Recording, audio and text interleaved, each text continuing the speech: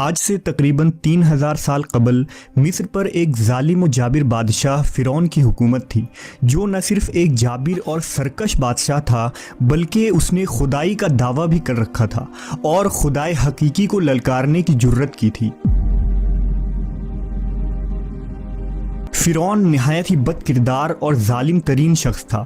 فرعون نے اپنی رعایا کو حکم دیا تھا کہ وہ اس کے آگے سجدہ کرے، اور جو کوئی بھی اسے سجدہ کرنے سے انکار کرتا وہ اس پر ظلم کے پہاڑ ڈھا دیتا، یہاں تک کہ اسے قتل کروا دیتا۔ اس زمانے میں اللہ نے اپنے سچے پیغمبر حضرت موسیٰ علیہ السلام کو مبعوث کیا، جنہوں نے بنی اسرائیل کو اللہ کی طرف دعوت دی اور انہیں جھوٹے خدا کی عبادت سے باز آنے کی ہدایت کی۔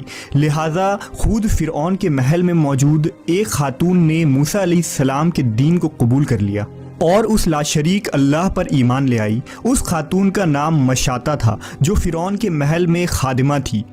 فرعون نے اسے اپنی بیٹی کی خدمت اور کام کاج کرنے پر مامور کیا تھا۔ ایک دن کا واقعہ ہے کہ وہ خادمہ فرعون کی بیٹی کے بالوں میں کنگھی کر رہی تھی۔ کنگھی کرتے ہوئے اس کے ہاتھوں سے اتفاقاً کنگھی گر پڑی۔ وہ اٹھانے لگی تو اس کی زبان سے بے ساختہ بسم اللہ نکل گیا۔ اس پر شہزادی نے کہا کہ تو نے آج عجیب کلمہ بولا، رب تو میرے باپ فرعون ہی ہیں، تو پھر تم نے یہ کس کا نام لیا ہے؟ اس نے جواب دیا، فرعون رب نہیں بلکہ رب وہ اللہ ہے جو مجھے اور تجھے اور خود فرعون کو روزی دیتا ہے۔ شہزادی نے کہا، اچھا تو کیا تو میرے باپ کے سوا کسی اور کو اپنا رب مانتی ہے؟ اس نے جواب دیا، ہاں، میرا، تیرا اور تیرے باپ سب کا رب اللہ ہی ہے۔ شہزادی نے اس بات کی اطلاع اپنے باپ کو دے دی۔ وہ نہایت ہی غضبناک ہوا اور اس نے اس باندی کو اپنے دربار میں بلایا۔ جب وہ حاضر ہوئی تو فرعون نے پوچھا، کیا تو نے میرے سوا کسی اور کو اپنا رب مان لیا ہے؟ خادمہ نے صاف کہہ دیا کہ میں تمہیں خدا نہیں مان سکتی، میرا اور تیرا رب اللہ ہی ہے جو بلندیوں اور بزرگی والا ہے۔ جواب سن کر فرعون حیرت زدہ رہ گیا۔ اسے اتنی استقامت اور جرأت بھرے جواب کی امید نہ تھی۔ فرعون نے سوچا کہ اس عورت کو ایسی عبرتناک سزا دینی چاہیے کہ اس طرح کی جرأت دوبارہ کسی شخص کو نہ ہو۔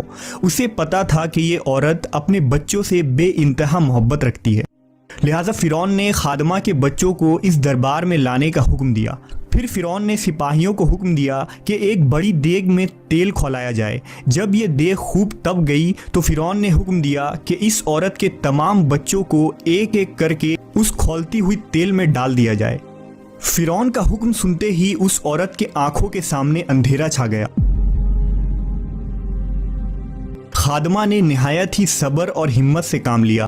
سپاہیوں نے اس خادمہ کے ایک بچے کو پکڑا اور اسے گھسیٹتے ہوئے لے جانے لگے۔ وہ بچہ کبھی پکارتے ہوئے اپنی ماں سے مدد طلب کرتا، کبھی سپاہیوں سے رحم کی بھیک مانگتا، کبھی فرعون کی طرف امید بھری نگاہوں سے دیکھتا۔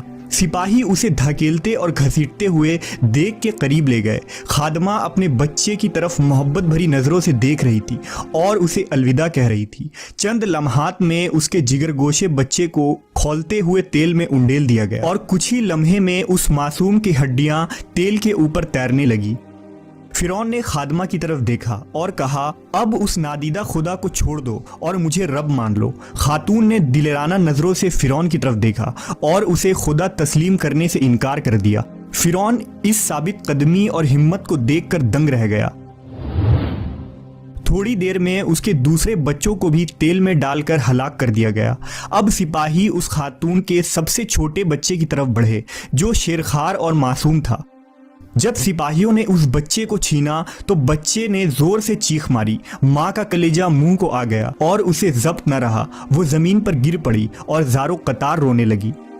وہ عظمت والا لاشریک خدا اس عورت پر گزرنے والی قیامت سے خوب واقف تھا، لہٰذا اللہ کی طرف سے ایک معجزہ ظاہر ہوا۔ وہ شیرخوار بچہ جو ابھی بول بھی نہ سکتا تھا، اس کی زبان میں بولنے کی قوت آ گئی۔ بھری دربار میں بچہ بول اٹھا، اے میری ماں، تو حق پر ہے، بے شک دنیا کی سزا آخرت کے عذاب کے مقابلے میں بہت ہلکی ہے۔ فرعون کے دربار میں موجود لوگ اس بچے کی آواز سن کر حیرت زدہ رہ گئے، لیکن ان کے دلوں پر لگے کفر کے تالے پھر بھی نہ کھلے۔ کچھ ہی دیر میں اس بچے کو بھی دیگ میں ڈال دیا گیا اور یہ بے خطا معصوم موت کے آغوش میں چلا گیا۔ اپنے تمام بچوں کو اپنی آنکھوں کے سامنے فرعون کے ظلم کے بھینٹ چڑھتے ہوئے دیکھنے کے بعد اس خادمہ کا دل پھٹ پڑا تھا۔ اگر وہ چاہتی تو اپنے معصوم بچوں کو اس دردناک موت سے بچا سکتی تھی۔ اسے صرف ایک کلمہ کفر پڑھنا تھا، مگر یہ فقط جان بچانے کا ایک بہانہ ہوتا۔ مگر اسے یقین تھا کہ اس کے رب کے پاس اس کے لیے جو کچھ ہے وہ اس ختم ہو جانے والی دنیا سے کئی زیادہ ہے۔ اب سپاہیوں نے اس خادمہ کو پکڑا اور دھکیل کر اس دیگ کے پاس لے گئے۔ خادمہ کے ذہن میں ایک بات آئی۔ اس نے فرعون کی طرف دیکھ کر کہا، رکو، میری ایک درخواست ہے۔ یہ سن کر فرعون کو کچھ امید پیدا ہو گئی۔ فرعون نے کہا، ہاں بتاؤ، کیا خواہش ہے؟ عورت نے کہا، تم میری اور میرے بچوں کی ہڈیاں ایک ساتھ جمع کر کے ایک جگہ دفن کر دینا۔ پھر اس نے اپنی آنکھیں بند کر لی اور اسے بھی دیگ میں پھینک دیا گیا۔ اس واقعے کے 2000 سال کے بعد آخری نبی حضرت محمد صلی اللہ علیہ وسلم اس دنیا میں تشریف لائے۔ آپ کو ایک رات معراج کے سفر پر لے جایا گیا۔ معراج کی رات جب نبی صلی اللہ علیہ وسلم براق پر سوار ہو کر بیت المقدس پہنچے تو آپ کو مصر کی طرف سے ایک خوشبو آنے لگی۔ حضور نے جبرائیل سے پوچھا، اے جبرائیل، یہ کتنی اچھی خوشبو آ رہی ہے، یہ خوشبو کیسی ہے؟ جبرائیل امین نے عرض کی، یا رسول اللہ، فرعون کی ایک باندی تھی جس نے ایمان کے خاطر اپنے اور اپنے بچوں کے جانوں کا سودا کیا تھا۔ اس کے اور اس کے بچوں کے ہڈیوں کو جہاں دفن کیا گیا تھا، جس دن انہیں دفن کیا گیا اس دن سے لے کر آج تک یہ خوشبو آ رہی ہے اور یہ قیامت تک آتی رہے گی۔